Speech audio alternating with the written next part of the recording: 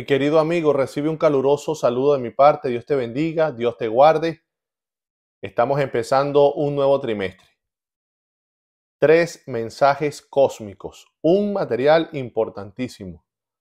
Un material que va a ser una aventura durante estos 3 meses maravillosa. Nuestra fe va a aumentar. Nos vamos a acercar más a nuestro Salvador. Nuestra mente se va a aclarar más con el poder de la verdad. Recibiremos diariamente la unción del Espíritu Santo en medida que estemos en oración, estudiando su santa palabra y clamando día tras día, minuto tras minuto, por su poder, por su dirección y poner en práctica ese alimento diario que recibimos. La unción del Espíritu Santo, la presencia y la dirección de Dios nos santificará de una manera especial. Este mensaje es de una trascendencia única. Este mensaje es el más cónsono para esta época, el más apropiado. El mensaje, el último mensaje de amonestación que el mundo va a recibir para que la cosecha, para que el trigo madure y todo está listo, la mies esté madura para recibir en gloria al príncipe de los ángeles, al arcángel Miguel, a la raíz de David, al Cordero de Dios, al Alfa y el Omega, al Hijo del Hombre, a Jesucristo, al Mesías, al Señor, a nuestro Salvador. Tremendo material que vamos a estudiar. Entremos de lleno en la lección de esta semana, titulada Jesús gana, Satanás pierde. Gloria a Dios. Tremendo título, impresionantes palabras, una gran verdad. Jesús gana. Escúchame, amigo. Escúchame, querido y apreciado hermano.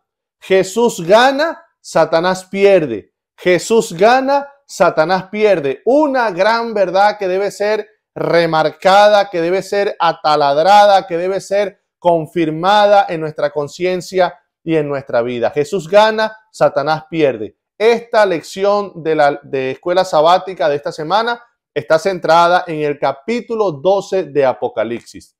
Pero antes de entrar de lleno con este tema, quiero que leamos una cita juntos que nos va a ayudar a entender la importancia, la trascendencia, el significado tan profundo que tienen estos 3 mensajes para cada uno de nosotros. Dice Consejos para la Iglesia, página 104. Dios ha llamado a su iglesia en este tiempo como llamó al antiguo Israel para que se destaque como luz en la tierra. Por la poderosa hacha de la verdad, los mensajes de los ángeles primero, segundo y tercero la han separado de las iglesias y del mundo para colocarla en sagrada proximidad a sí mismo. La ha hecho depositaria de su ley y le ha confiado las grandes verdades de la profecía para este tiempo. Como los santos oráculos confiados al antiguo Israel son un sagrado cometido que ha de ser comunicado al mundo, los 3 ángeles de Apocalipsis 14 representan a aquellos que aceptan la luz de los mensajes de Dios y salen como agentes suyos para pregonar las amonestaciones por toda la anchura y la longitud de la tierra. Queridos hermanos, el hacha de la verdad, el mensaje del primero, del segundo y del tercer ángel, hace resaltar al pueblo de Dios en este tiempo final. El mensaje de los 3 ángeles arroja una luz especial para identificar al pueblo verdadero de Dios sobre esta tierra. Este mensaje nos aproxima a una intimidad muy cercana con Jesucristo. Este mensaje es el mensaje que para este tiempo el mundo tiene que escuchar. Y así como los oráculos y misterios de Dios fueron revelados a su pueblo por medio de los profetas, todos los que aceptan, reciben este mensaje, son iluminados por el cielo, son los profetas modernos de Dios, para revelar al mundo los grandes misterios del reino de los cielos, para que todo esté con plena claridad y así Cristo Jesús pueda venir por segunda vez. ¿Qué mensajes tan importantes? Si no has comprado el folleto, si no lo has descargado en tu teléfono, si todavía no tienes la aplicación, ahora mismo no hay ninguna excusa.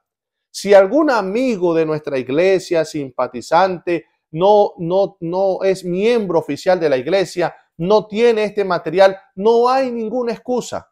Te vas a una iglesia adventista y cualquier hermano te lo va a obsequiar.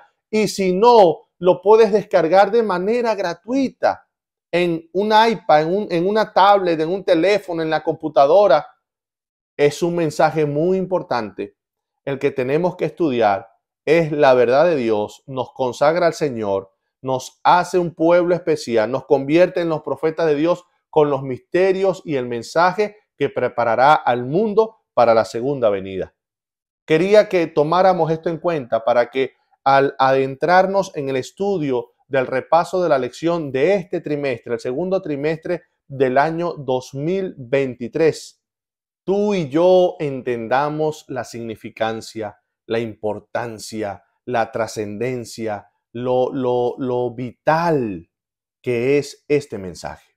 Ahora sí, vamos a comenzar. El texto clave lo encontramos en Apocalipsis 12:17. Entonces el dragón se llenó de ira contra la mujer y se fue a hacer guerra contra el resto de la descendencia de ella, los que guardan los mandamientos de Dios y tienen el testimonio de Jesucristo. Este es el texto clave. Y lo primero que nos arroja este texto es la realidad de una batalla cósmica entre el bien y el mal. Hay una batalla. Ahí está hablando de una gran guerra entre una mujer, entre un dragón. Ya nosotros vamos a identificar cada detalle de ese texto con el cual vamos a cerrar la conclusión del mensaje de esta primera semana. Pero lo que quiero hacerte ver es que necesitamos captar la realidad de una guerra, de una gran batalla cósmica entre el bien y el mal. El mundo está inmerso en una gran desproporción. La desigualdad abunda en todos los aspectos. Voy a mencionarte algunas cosas. En la ONU hay un departamento IPCC, Parlamento Intergubernamental sobre el Calentamiento Global, donde en un estudio que se realizó por más de 6,000 profesionales científicos, han calculado que el daño del calentamiento global hace que prácticamente la vida sobre este planeta pueda llegar hasta el año 2030 o un poco más. Usted sabe que la fabricación de gas, el petróleo, el carbono y cualquier tipo de energía para poder sostener la industria produce dióxido de carbono. El dióxido de carbono llega hasta la capa atmosférica, debilitándola completamente, haciendo que entonces los rayos del sol penetren con más fuerza al planeta Tierra. Hoy en día, la temperatura media del planeta Tierra es 1.11 grados centígrados.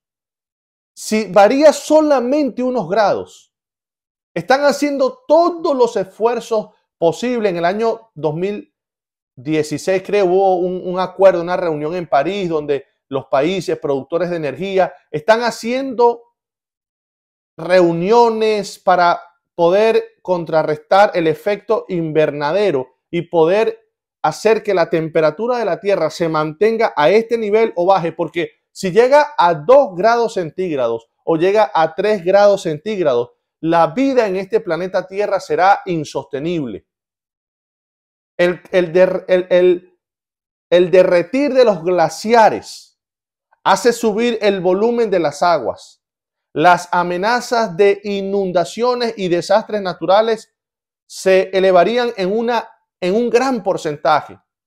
Con tal temperatura sería imposible sembrar, cosechar, mantener la agricultura.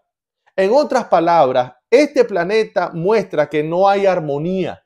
Este planeta muestra que hay destrucción, que hay muerte, que hay enfermedad, que cada día el mismo hombre se autodestruye y la vida poco a poco será más insostenible en este mundo porque hay una guerra entre el bien y el mal. La decadencia social y moral, la identidad y la ideología de género, que es un ataque directo en contra de la familia, con un atentado para que se vea amenazado completamente la reproducción de la raza humana, buscando la extinción de la familia humana. En nuestra misma mente nosotros podemos percibir la realidad de esta gran batalla. A veces tenemos pensamientos buenos, muchas veces tenemos pensamientos malos. Estamos llenos de frustraciones, estamos llenos de remordimientos. De una manera muy rápida nos llenamos de ira. Hay personas que son buenas y honestas, pero hay otros que roban y mienten. Hay personas que son agresivas, que golpean, que violan, que asesinan, mientras hay personas que cuidan y tratan inclusive a los extraños. En el mundo, en el ambiente natural, en el ambiente social, en la naturaleza, se ve que no hay armonía, se ve decadencia, se ve caos, se ve destrucción, porque hay una batalla cósmica, hay una batalla que encierra a todo el universo, todos los mundos creados, nuestro planeta Tierra, el ser humano, todos nosotros estamos involucrados en una gran batalla. Una batalla más épica, una batalla más grande, una batalla asombrosamente infinita, más que como lo puede reproducir Hollywood en la saga La Guerra de las Galaxias. Estamos envueltos en una gran guerra. Así que pasemos al texto. Apocalipsis 12 es la parte central del libro.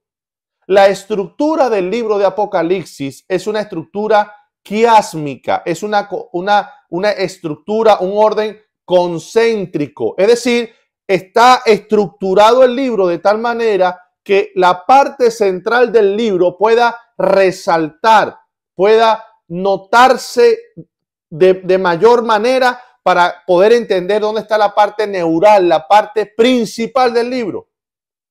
El quiasmo o la estructura concéntrica es una repetición inversa. A, B, C, C, B, A. Una repetición inversa para que entonces lo que está en el medio y no goza de ninguna correspondencia o repetición se eleve para poder notar su importancia. Así que el texto clave, Apocalipsis 12:17, se encuentra en la parte central del libro de Apocalipsis. La parte central del libro de Apocalipsis comprende los capítulos 12, 13 y 14. Nos hablan de cómo comenzó esta gran batalla, cómo esta gran batalla se trasladó a la tierra, cómo esta gran batalla ha tenido diferentes etapas y cómo esta gran batalla terminará pronto. Pero una batalla que va a terminar pronto con la seguridad de que Jesús gana, porque Jesús ya ganó y Satanás pierde. El mal pierde y el bien gana por la eternidad. Cada visión de Apocalipsis, el de las 7 iglesias, la visión del trono de Dios, la entronización de Cristo, Apocalipsis 4 y 5, la visión de los 7 sellos que se le quitan al libro que estaba sellado, el que tenía en la mano derecha, el que estaba sentado en el trono, las 7 trompetas, cada visión de Apocalipsis está precedido por una escena del santuario celestial. Antes de hablarnos de las 7 iglesias, se nos muestra a Cristo que está caminando en medio de los 7 candelabros de oro.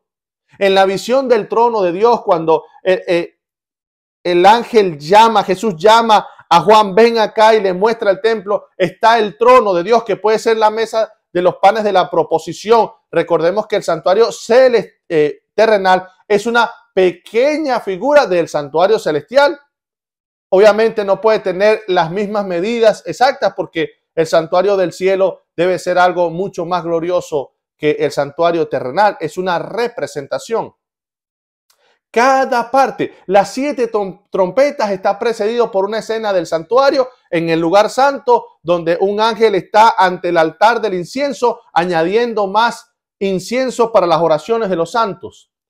¿Por qué estoy diciendo todo esto? Porque Apocalipsis 12 está precedido por una visión del santuario donde se encuentra el último mueble que hay en el santuario, el que está en el lugar santísimo, que no es otro que el arca del pacto. El templo de Dios fue abierto en el cielo y entonces se dejó ver el arca del pacto. Por eso es que nosotros podemos entender que nos encontramos en la parte final y en la parte central, después que la séptima trompeta es tocada y que ahora viene el juicio de Dios para regir para siempre a todas las naciones. Se deja ver el arca del pacto, dándonos el anticipo de que nos encontramos en la última parte de la historia de este mundo, y entonces ahora se va a hablar de la parte central del Apocalipsis, Apocalipsis 12, 13 y 14. Y la pregunta es, si el repaso de la lección está concentrado en Apocalipsis 14, específicamente el mensaje de los tres ángeles, ¿por qué estamos hablando de Apocalipsis 12? Porque forma parte de este núcleo, porque forma parte del el evento principal que resalta de la estructura del libro. Y porque no puedo entender Apocalipsis 14, el mensaje de los tres ángeles, sin entender la realidad del conflicto cósmico en el que nosotros nos encontramos, porque el mensaje de los tres ángeles es vital para el desarrollo, para la culminación y para el éxito de esta última gran batalla. Ahora, Apocalipsis 12, 17 habla de un dragón. En la Biblia, para los lectores de Juan, ellos están familiarizados al 100% con lo que Juan está diciendo. En el Antiguo Testamento siempre se ha hecho alusión a dragones y a grandes monstruos marinos para identificar a poderes y reinos políticos que se dan la tarea de ser opresores y perseguidores del pueblo de Dios. Por ejemplo, el Salmo 74, 14 dice: magullaste las cabezas del Leviatán y lo diste por comida a los moradores del desierto. Es decir, que el Leviatán sirve para hablar de la figura del rey, del faraón de Egipto, del poder y el reino de la nación egipcia. Es comparada con el Leviatán porque un dragón, porque un monstruo marino es utilizado en las escrituras para referirse a un poder y a un reino político que oprime, que persigue, que tortura, que trata de destruir al pueblo de Dios. Así que el dragón que es identificado, lo vamos a ver unos minutos más adelante, el dragón que es identificado como Satanás, también es un símbolo no solamente para Satanás, sino para los poderes y para los reinos de este mundo que Satanás utiliza para que en esta batalla acabar con la vida, con la felicidad y perseguir a los fieles, al pueblo, al pueblo de Dios, a los que son depositarios de su santa ley y de su verdad. Habiendo identificado el dragón, ahora vamos a identificar la figura de la mujer. Es otro término común. En el Antiguo Testamento también Pablo lo ratifica en la carta a los Efesios en el capítulo 5. En la Biblia, la figura de la mujer se utiliza para hablar del pueblo de Dios, de la iglesia. Por ejemplo, Jeremías 3:20 dice: pero como la esposa infiel abandona a su compañero, así prevaricasteis contra mí, oh casa de Israel, dice Jehová. Y el profeta Amós, capítulo 5, versículo 2 dice: cayó la Virgen de Israel y no podrá levantarse ya más. Fue dejada sobre su tierra, no hay quien la levante. Entonces, la Virgen de Israel, una dama, cae. La esposa infiel de Judá cae, porque en la Biblia la mujer se utiliza para figurar al pueblo de Dios. Así que aquí vemos una guerra entre el dragón, Satanás, y los poderes y reinos de este mundo que él ha utilizado a través de toda la historia para acabar con su iglesia, con la iglesia de Cristo, con el pueblo de Dios. Pero esta batalla entre el dragón y la mujer, ¿dónde comenzó? Y es necesario que nosotros ahora vayamos develando, descubriendo los detalles del capítulo 12 de Apocalipsis. Esta batalla empezó en el cielo. Cuando tú lees el libro de Apocalipsis, vamos a hablar específicamente del capítulo 12, te vas a dar cuenta que no tiene un orden cronológico y que como una especie de interludio, ya que estamos en la parte central y última del Apocalipsis y que nos va a hablar de la gran historia de la batalla entre el bien y el mal y cómo esa batalla se trasladó a la tierra y cómo Satanás ha tratado de acabar con la simiente, con la aparición del Mesías, cómo ha tratado de acabar con Jesús. Para nosotros poder, mientras que el capítulo 12 nos está hablando de esa batalla, hay un momento donde parece que hay un paréntesis, hay un interludio, hay un espacio para hacer una nota aclaratoria. Te vas a dar cuenta al leer Apocalipsis 12 que no tiene un orden cronológico porque empieza a desarrollar la historia de cómo el dragón siempre ha perseguido al pueblo de Dios, cómo lo persiguió en el Antiguo Testamento, cómo lo persiguió en el Nuevo Testamento y de repente abre un paréntesis para identificar de dónde salió ese dragón. Y entonces se remonta y se va al pasado en algún tiempo atrás, en algún tiempo sin definir para nosotros. Allá en el cielo comenzó esta gran batalla. Apocalipsis 12:7 dice, después hubo una gran batalla en el cielo. Miguel y sus ángeles luchaban contra el dragón. Y luchaba el dragón y sus ángeles, pero no prevalecieron, ni se halló ya lugar para ellos en el cielo. Y fue lanzado fuera el gran dragón, la serpiente antigua, que se llama Diablo y Satanás, el cual engaña al mundo entero. Fue arrojado a la tierra y sus ángeles fueron arrojados con él. ¡Qué texto tan impresionante! ¿Cómo se le ocurre a alguien, a un ser, levantarse contra la autoridad máxima? ¿Cómo se le ocurre a alguien luchar contra Dios?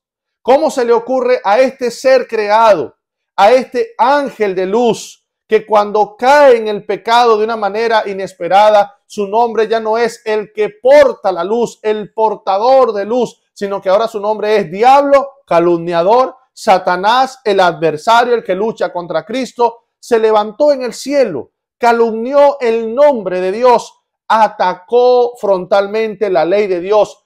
Es una estrategia fija, es una estrategia desde el principio de Satanás atacar su santa ley. Es importante, familia, de que nosotros no es que memoricemos.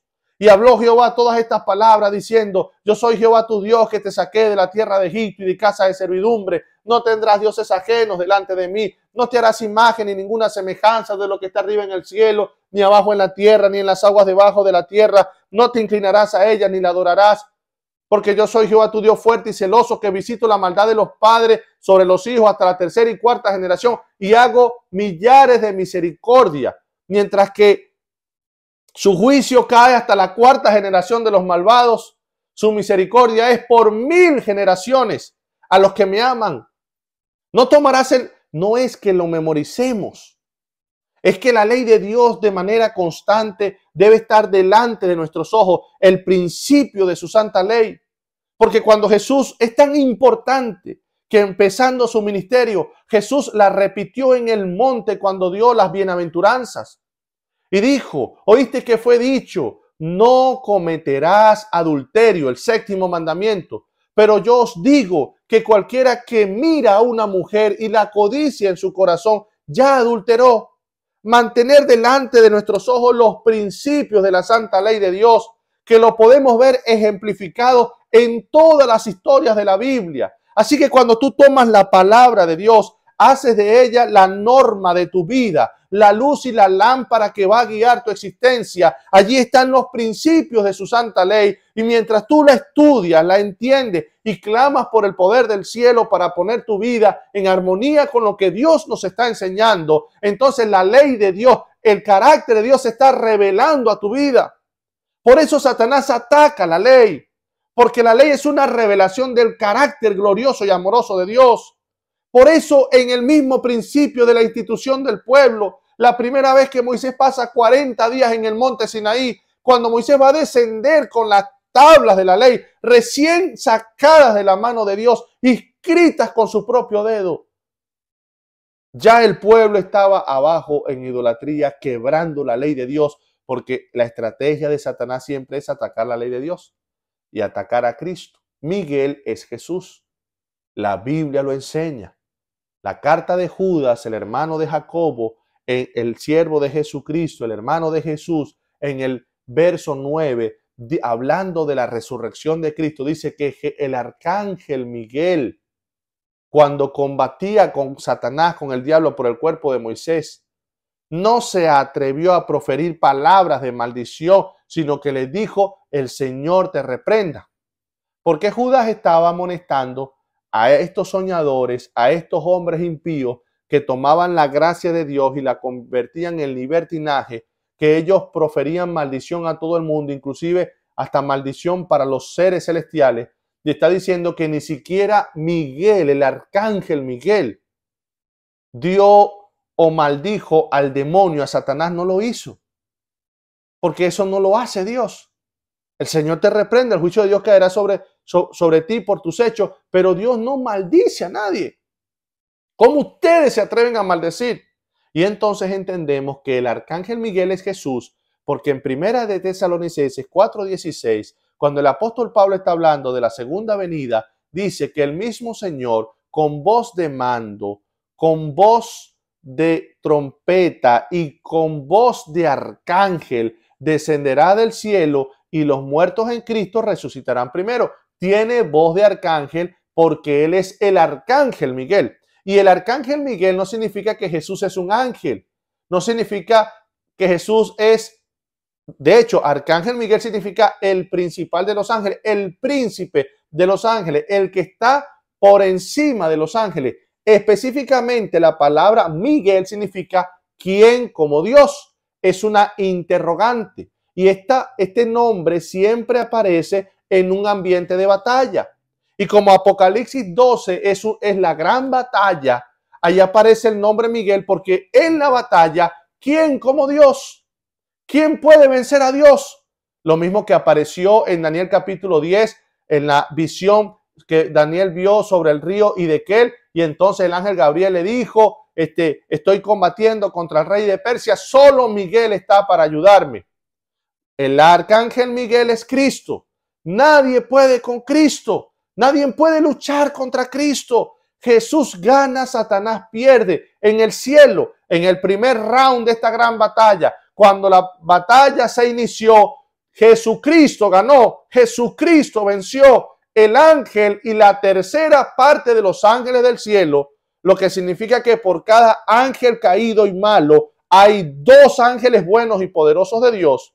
Por todos lados, la palabra de Dios quiere decirnos que la victoria es suya, que el poder viene del cielo, que tú no naciste para ser derrotado, que tú no naciste para estar encadenado en un vicio de este mundo, para estar encadenado en un pecado que te daña la mente, que te daña la salud, que aleja a tus hijos, que hace que seas un mal mayordomo, que hace que tú seas una persona promiscua y grosera. Tú no naciste para eso. Hay poder en la sangre de Jesucristo. Hay poder en Jesús, el arcángel Miguel. Nadie puede contra Jesucristo. Y en el primer round de esta gran batalla, Satanás fue vencido y fue arrojado del cielo. Ahora, un principio muy importante, mis queridos amigos, es que en la gran batalla no hay posiciones neutrales. No las hay.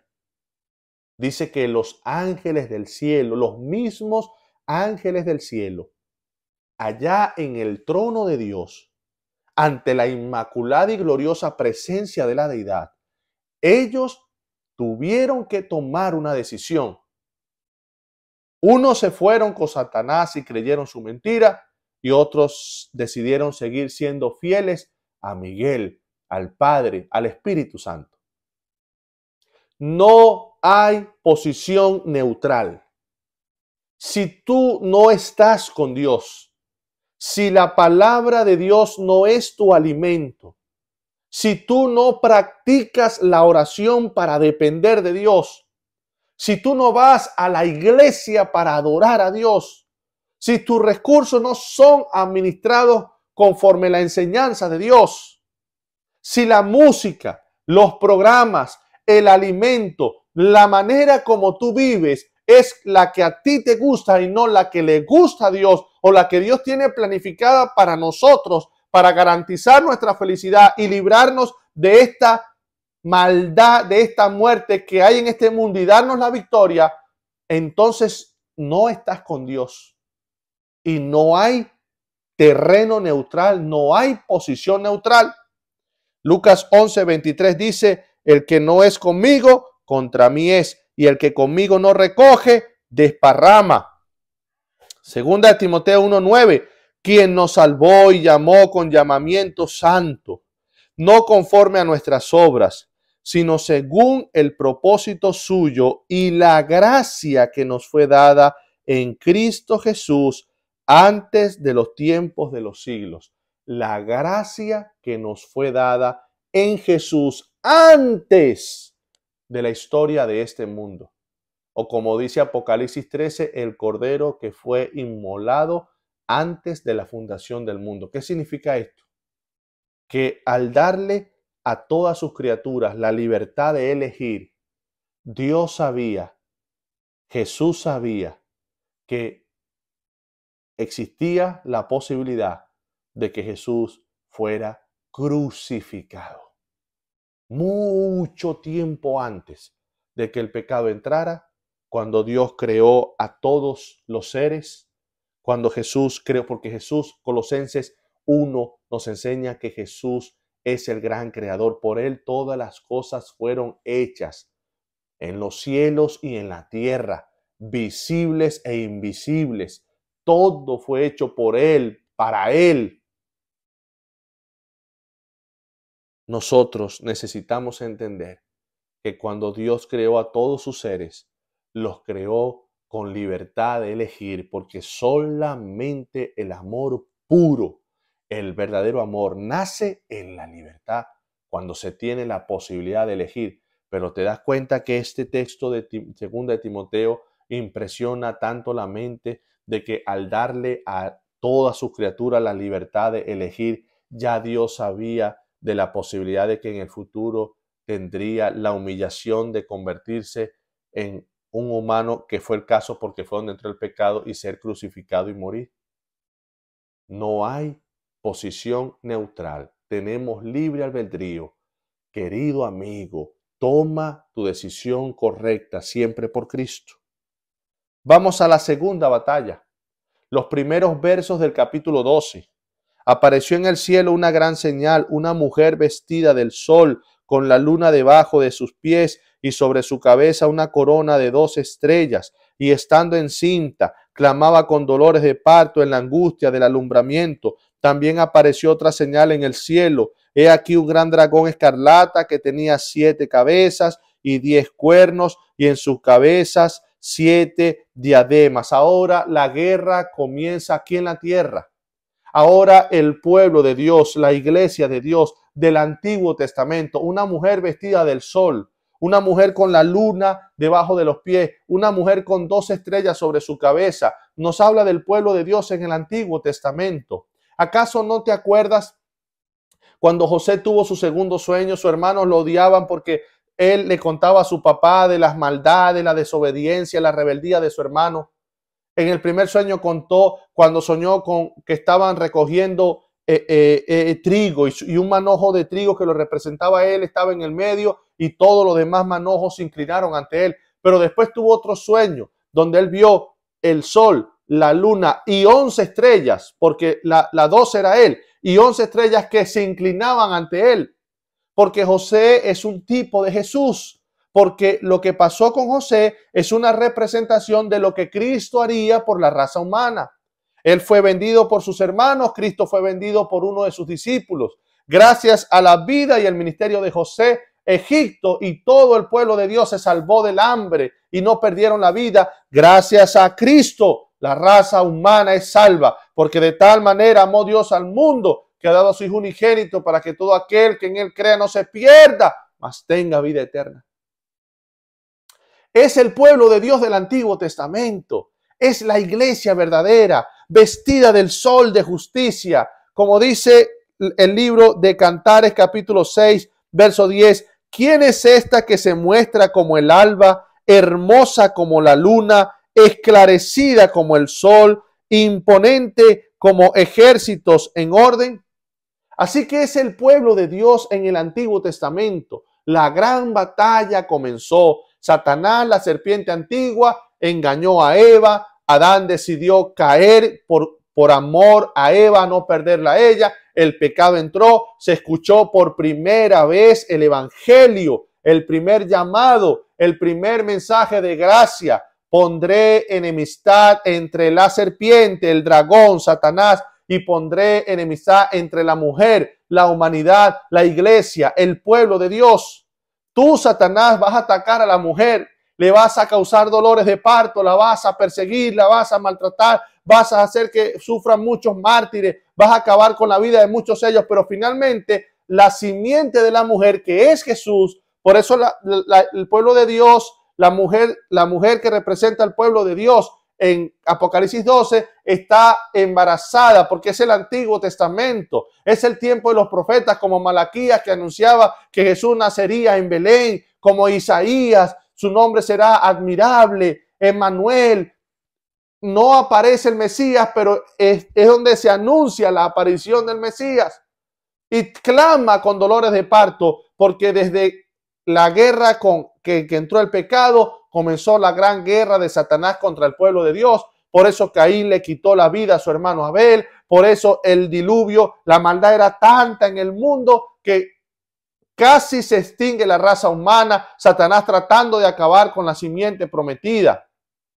Satanás atacando a los reyes de Judá por medio de Siria, por medio de Israel, para acabar con la simiente prometida. Pero en esta batalla otra vez el Señor venció.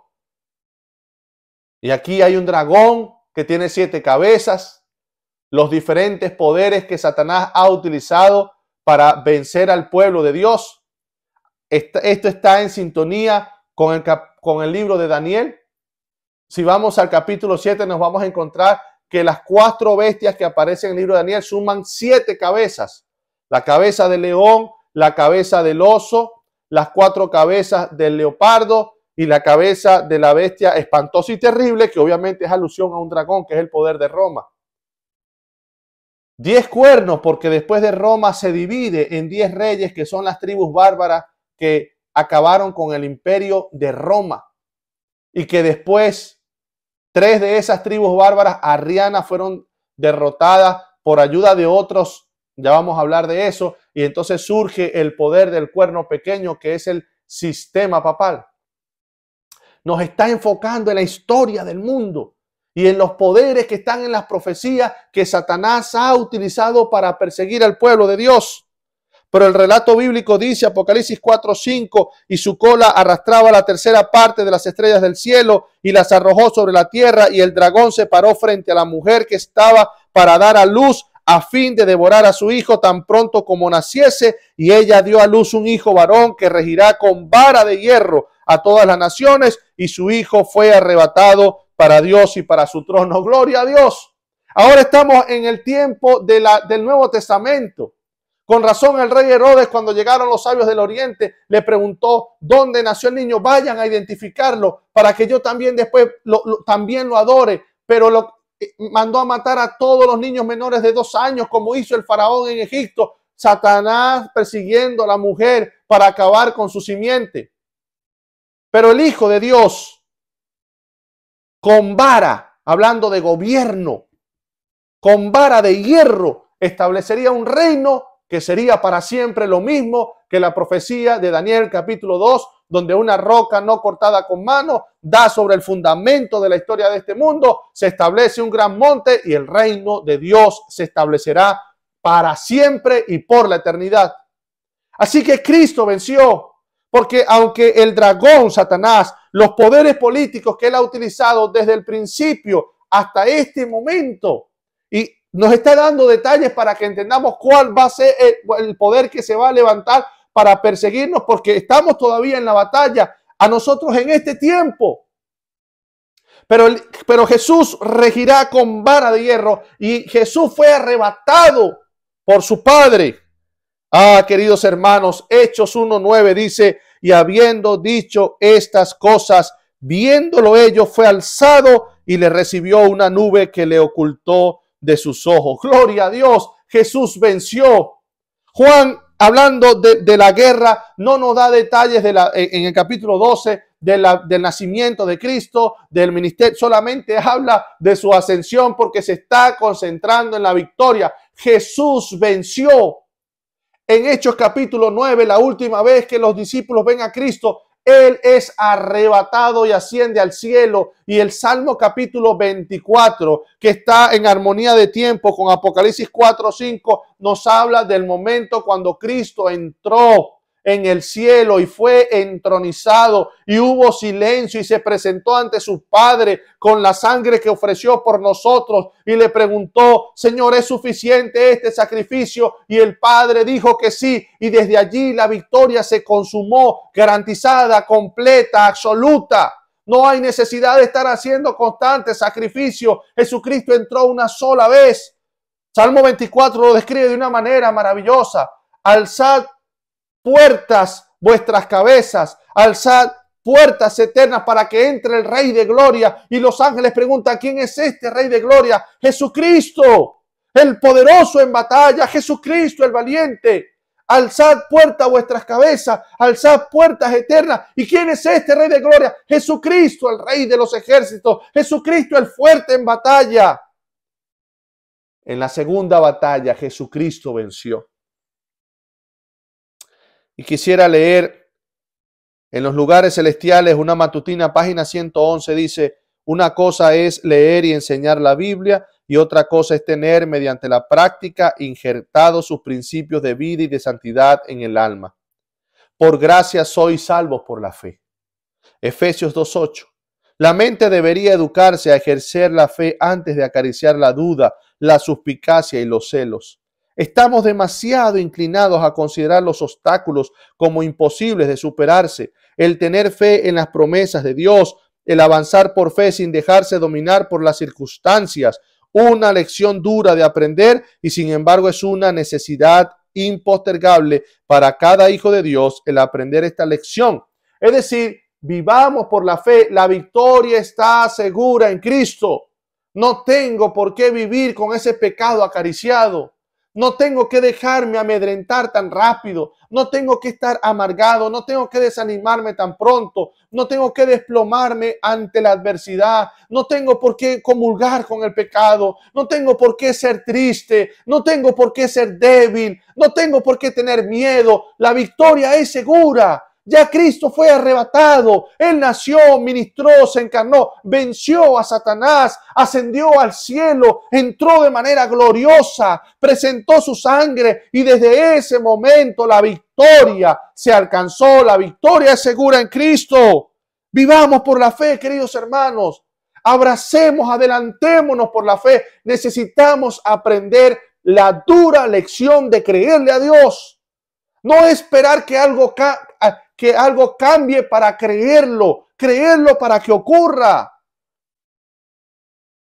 Por eso dice Apocalipsis 12:10 al 11, entonces oí una gran voz en el cielo que decía, ahora ha venido la salvación, el poder y el reino de nuestro Dios y la autoridad de su Cristo, porque ha sido lanzado fuera el acusador de nuestros hermanos, el que los acusaba delante de nuestro Dios día y noche. Y ellos los han vencido por medio de la sangre del Cordero y de la palabra del testimonio de ellos, y menospreciaron su vida hasta la muerte. ¿Te das cuenta? Después de la muerte de Cristo, Satanás quedó completamente derrotado. Ya el cielo alabó, glorificó a Dios, porque Satanás no tiene más entrada al cielo. Y en el cielo se proclama la gran victoria que hay en la sangre de Cristo y aquí en la tierra. Cuando Cristo resucita, cuando Cristo fue entronizado, todos los terrestres también alaban el nombre de Dios porque hemos vencido por la sangre de Cristo. Hemos vencido por su vida, porque Él ocupó nuestro lugar, porque Él pagó nuestra deuda y al pagarla nosotros quedamos absueltos. Al pagarla tú y yo quedamos completamente justos y limpios de toda maldad.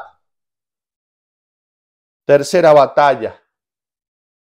Y la mujer halló huyó al desierto donde tiene lugar preparado por Dios para que allí la sustente por 1260 días.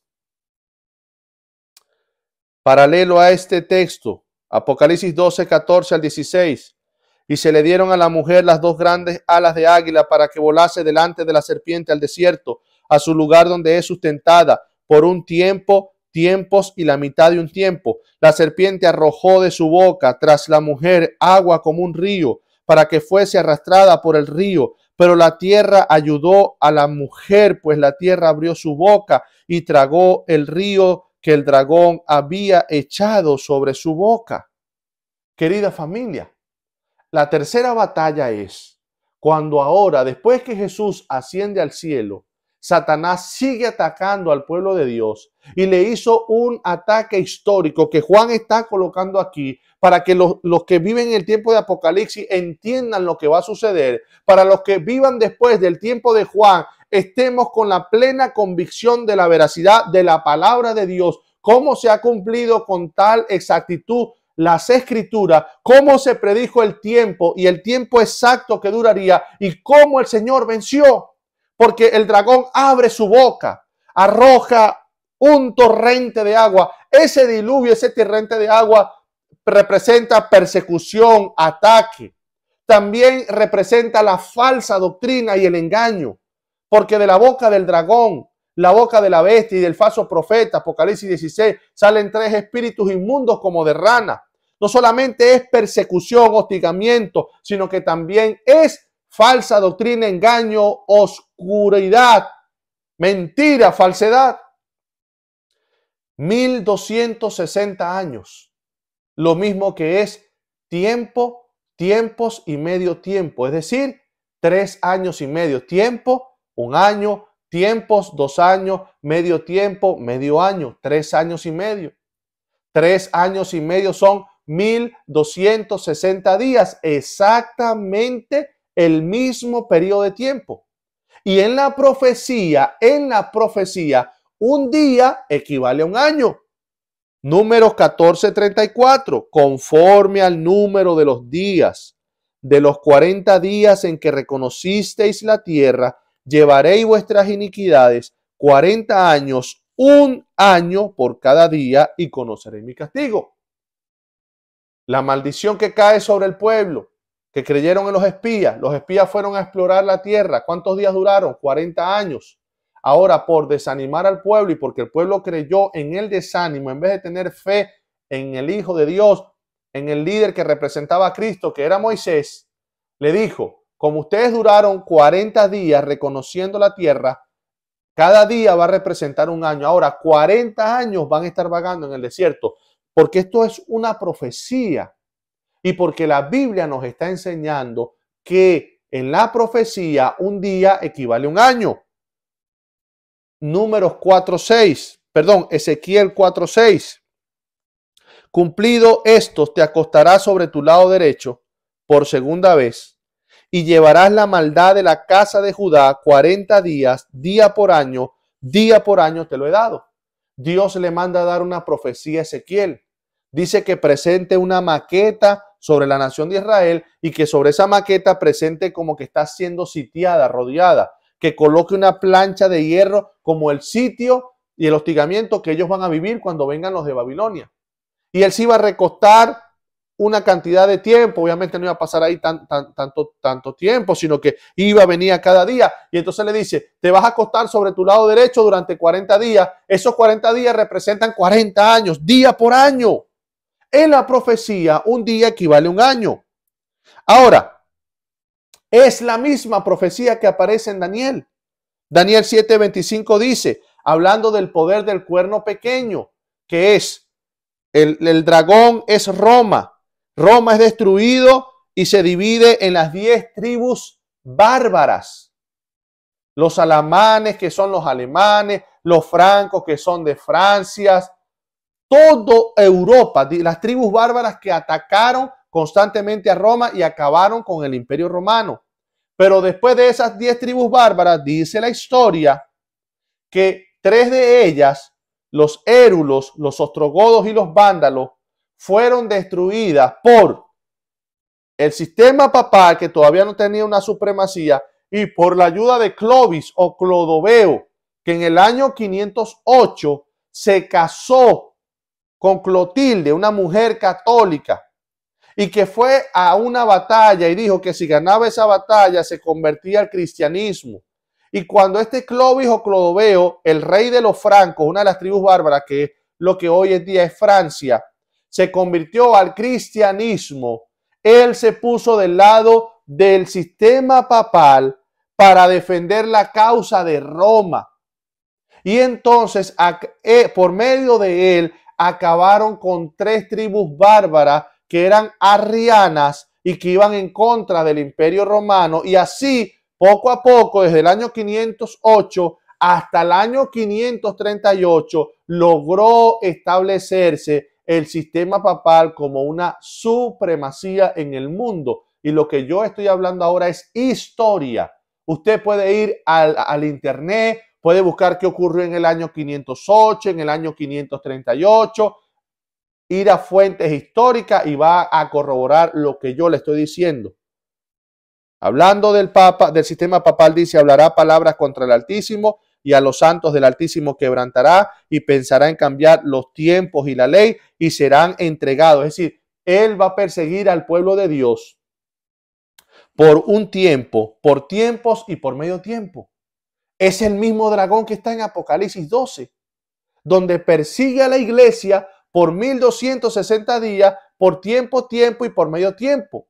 Pero que Dios, así como hizo con su pueblo al sacarlo de Egipto, y el desierto es símbolo de protección y de compañerismo, y Dios lo protegió de las serpientes venenosas, Dios le daba calor en la noche en la columna de fuego, Dios le daba frescura, lo protegía de los radiantes rayos del sol a través de la columna de nube, así como Dios sostuvo a su pueblo en el desierto durante la supremacía papal, durante los 1260 años que el dragón atacó al pueblo de Dios porque ya no podía atacar a Cristo. La iglesia triunfó y Cristo volvió a vencer porque él le dio refugio en el desierto. Y aunque hubo muchos mártires, aunque Juan fue quemado en la hoguera, aunque los valdeses eran encerrados en cuevas y ahogados por el humo, aunque eran arrojados por grandes desfiladeros, aunque grandes sufrieron grandes martirios y muerte, a pesar de eso, el pueblo de Dios venció y en la tercera batalla, Cristo obtuvo la victoria. Sabemos que estos 1260 años comenzaron en el año 538. ¿Por qué? Muy fácil. Se levanta la Revolución Francesa y en el año 1798 hubo un evento crucial de la historia. Napoleón Bonaparte comandando la Revolución Francesa y tenía un capitán llamado Berthier. Entró y depuso al Papa en Francia, Pío VI, y lo encerró en cautiverio y murió. Al deponer al Papa, esa supremacía mundial que tenía el Papa se acabó. Y ahora, comparando, porque es la única manera correcta de cómo entender las profecías, comparando la profecía con el desarrollo de la historia, interpretando correctamente las escrituras, se dan cuenta de que esto ya estaba profetizado. Entonces, sí, en 1798 se le quitó la autoridad al Papa, lo único que tenemos que hacer es restar 1260 años para atrás. Y cuando restas 1260 años para atrás, llegas al año 538. ¿Y qué ocurrió en el año 538? La última tribu bárbara, los ostrogodos, que eran un poder opositor en Roma, fueron destruidos. Y a partir de ese momento comenzó la supremacía papal, conformando y corroborando la exactitud de las escrituras. Pero así como ocurrió en la primera batalla en el cielo, así como ocurrió en la segunda batalla de Satanás, desde el Antiguo Testamento hasta el Nuevo Testamento, tratando de evitar la llegada del Mesías, así como ocurrió en el tiempo de la supremacía papal, 1260 años, y quiero que notes este detalle, Satanás está falsificando a Cristo. ¿Cuánto tiempo fue el ministerio terrenal de Jesús? 3 años y medio. ¿Cuánto tiempo fue el ministerio terrenal de este poder que persiguió, que cambió la ley de Dios, que mataba al que no creía lo que ellos pensaban, al que no respetaba el poder, al que interpretara, estudiara la palabra de Dios, la Biblia. 3 años y medio. Y llegamos al final, porque el texto clave nos dice que la batalla continúa y que ahora la batalla de Satanás es contra un pueblo especial de Dios, que eres tú y que soy yo.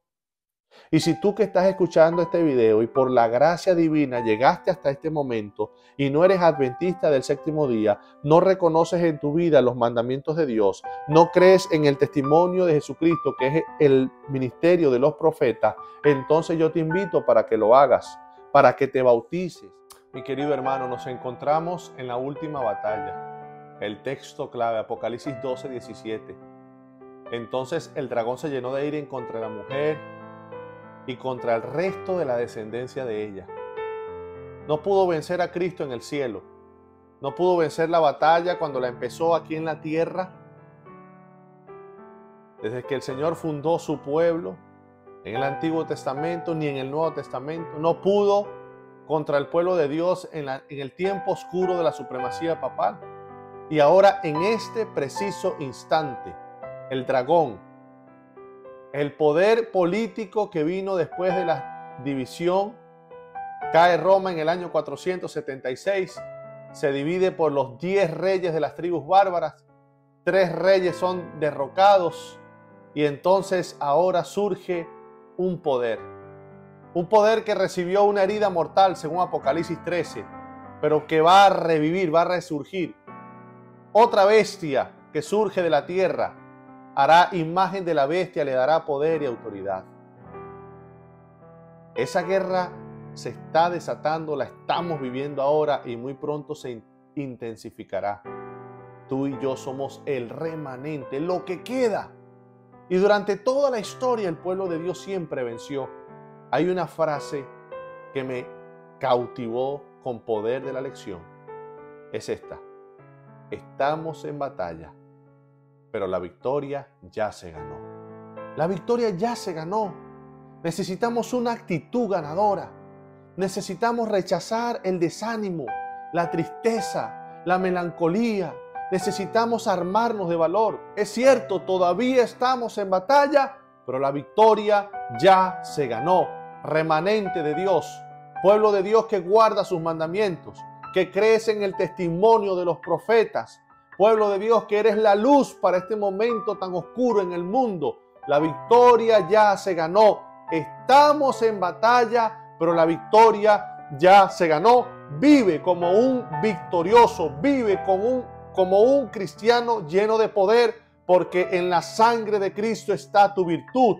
En el nombre de Jesucristo está su fuerza. En la persona de Jesús está tu victoria. Una victoria que ya Cristo alcanzó. Nos corresponde a nosotros ahora estar en el fragor de la batalla, pero con la seguridad de que somos vencedores y victoriosos. Dios te bendiga.